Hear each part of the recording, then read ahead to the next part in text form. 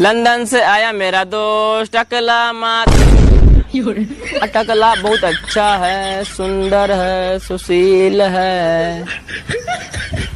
सुनता कल तोरा घरे पुलिस काहेला आयल रहे रे? अरे मत पूछ। का भेल रहे बताओ ना। एक बार कह दिलक मत पूछ तो काहे पूछता रे?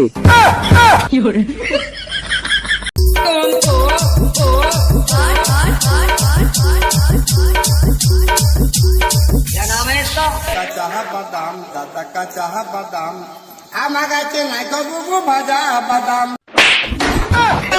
बेटा तुम्हें तो घंटा भी कुछ नहीं आता, तुम स्कूल में जाके करते क्या हो? खाली छोड़ी बटाता है। छोटी बच्ची हो क्या? ये तुमने कैसे बजाई? ये तो मुझे आती है, माँ ने मुझे सिखाया था। बताओ। छोटी बच्ची हो क्या?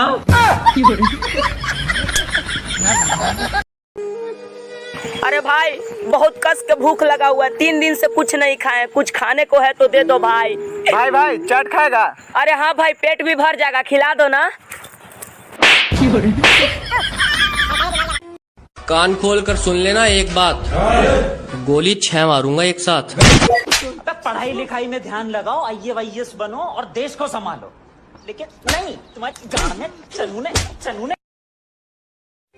गोरिया